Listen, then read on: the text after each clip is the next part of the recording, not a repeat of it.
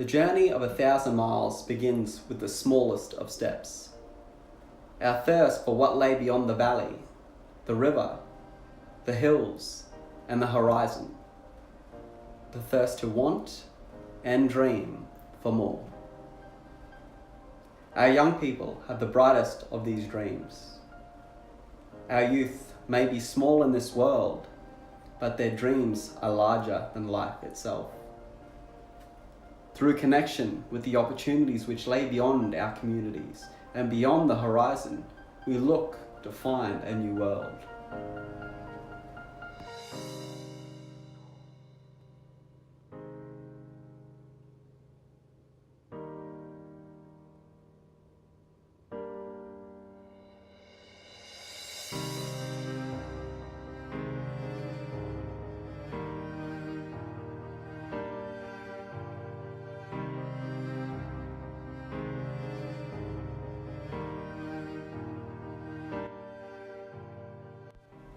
Mulumulung has been used by different peoples, creeds, cultures, civilizations and eras to navigate, find new paths and lands, and to make sense of the world around them. This is how the idea of the Mulumulung International Scholar Initiative was born, through the idea of using our stars to change our stars in life. That by following and journeying into the unknown and different, we can emerge as something new, and in this new place find something that will help change how we see and how we shape our world. Everyone can talk about it, very, very few can actually be about it. This gives you that feeling, you can be about that. You need us, man. So we look forward to seeing what you can do. Our communities are a strong and vibrant place. However, our own issues still exist, like any and like every community around this world. Opportunity and education though, are a universal key towards stronger, connected, and empowered communities. Providing our next generation with the opportunity to engage in a new world and be the pioneers we seek to change our communities and transform them into something truly great for future generations.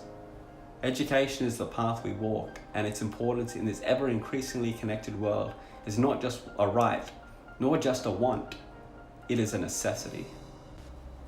The birth of this program came from the idea of three men, Jesse T. Martin, John Locus Brooksbank, and Vincent Backhouse, each with their own ideas and passions on how to make an impact in the community they grew up in. The birth of the Mulumulung International Scholar Initiative happened one day over a cup of coffee at the James Cook University Cafe. From here, a whirlwind ride ensued, which ultimately culminated in the impact of the Mulumulung Initiative and the 5 young Indigenous students travelling from Australia to the United Kingdom for the experience of a lifetime at Oxford and Cambridge universities. When we first got off that bit, you know where we jump off the plane and walk in the little tunnel thing, there was like a little gap around it, and then that's where all the cold air was coming out. I was like, oh, I wasn't wearing any of my thermals or anything, so I was freezing already inside the airport where they probably had heaters on everywhere. It was so cool, I reckon, flying in to the airport and we could see all the beautiful London lights everywhere, and you could see like the outline of the London Eye lights and the Big Ben lights, and like you could just, it was so pretty and I loved it. These young people came from different walks of life, have different dreams, hopes, and ideas for the future. What connects them? Indigeneity and the idea that they want to do more in life, and the impact that they may make within their world. At over 800 years old, Cambridge University was the first stop for our changemakers. As one of the most prestigious academic institutions in the world, Cambridge is well renowned for its academic contributions to the world. With the likes of Sir Isaac Newton, Stephen Hawking, Prince Charles, Charles Darwin, Jane Goodall, Niels Bohr and David Attenborough, just to name a few, are alumni from this prestigious institution. Cambridge also boasts more Nobel Prize laureates than any other university on the planet. The arrival into such a space, as this was to say the least an eye-opening and mind-opening experience for our students, who are now walking amongst the giants. It was crazy, it was like Hogwarts, all these big magical castles everywhere, and it was like what you see in the movies, and we were actually there walking those streets. The historical value of a place such as Cambridge on the lives of the young students was monumental and an eye-opener. Historically, the change institutions such as this foster is global, influencing the very fabric of our society in how we think, dress, and see the universe around us. For our young Indigenous students on this journey, for them to know that they themselves have this potential to influence and impact not only what is around them, but indeed the world is indeed a profound and deeply prophetic thing. With change makers coming from our regional and remote communities, knowing that through strength of character, culture and conviction and education, this can indeed allow them to become and lead us into the next era of human civilization. When we went to Queensland House, I guess I was pretty nervous because those people seemed pretty important. And then we went to the meeting. I guess it got better because it seemed like really getting all suited up to go and cramming in a little taxi, then jumping on a big bus to drive into London was great. We were in London for a few hours when we first arrived, but this is the first time we would have been in London City seeing it in the daytime. Driving in was pretty nice. I was kind of shocked to see that there was a lot of almost farmlands and like countryside on the way in from Cambridge to London. So the bus drive was pretty good. I guess it was pretty exhausting walking around in London City. And I guess like accomplished as well, considering that we just smashed out a day in London City, in Grand Thornton and Queensland House, and it was pretty good. You felt like you had an important story to come back and tell. Not only you just went to London, but you say, hey, I had to dress up in formal, which obviously people automatically think is very important, which it was. And you got to go to a corporate tower, which is, I guess to people, it's like, well, you got to go to a corporate tower and meet some important people at Queensland House in London, which is pretty impressive. Not everybody in Cairns, I guess, gets to do that, or not many people anyway. But you felt very accomplished, and at the end of the day, it was nice to go home and Just walk sit home in back. our suits. Oxford was the next point of call. Oxford University is at over a millennium age a truly academically significant and historical wonder. With alumni in the midst including the likes of John Locke, Adam Smith, Sir Walter Raleigh, Lawrence of Arabia, Lewis Carroll, J.R. Tolkien, and former President of the United States Bill Clinton as but a few of their famous alumni, this university truly has much to offer the students as they progress in their journey across this new academic landscape. When we went sightseeing, that was pretty good. Seeing the markets. Food markets. The food of markets. different Yeah, it was like an countries around the international world. food markets. They had Oh. Hungary, it had Chinese, it had Ethiopian. Everything.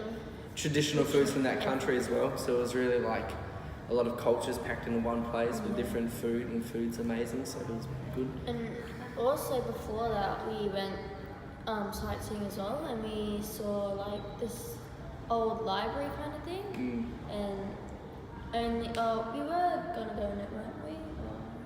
Oh, so that it was like Oxford's kind of Oxford's. main attraction kind Yeah. of thing. Like if you go to Oxford, you go to that. It's like has a copy of every book in the world. It's dome shaped. It's in the middle really of everywhere. old. You can't go in there if you're a tourist. So it's like Yeah. reserved for certain people.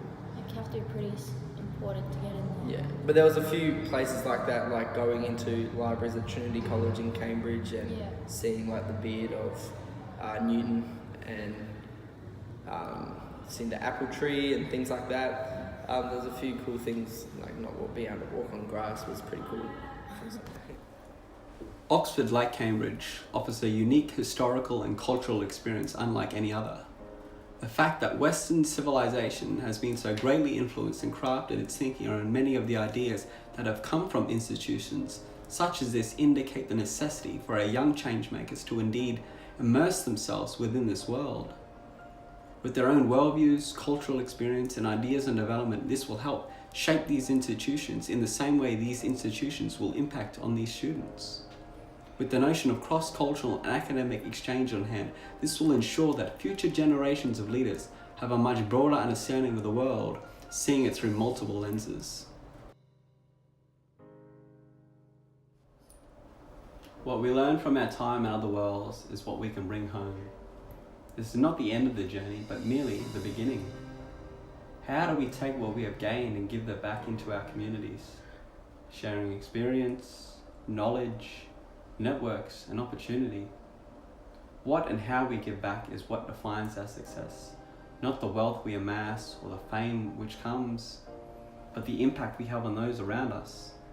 The impact in our communities and the way in which future generations will be able to walk into this world.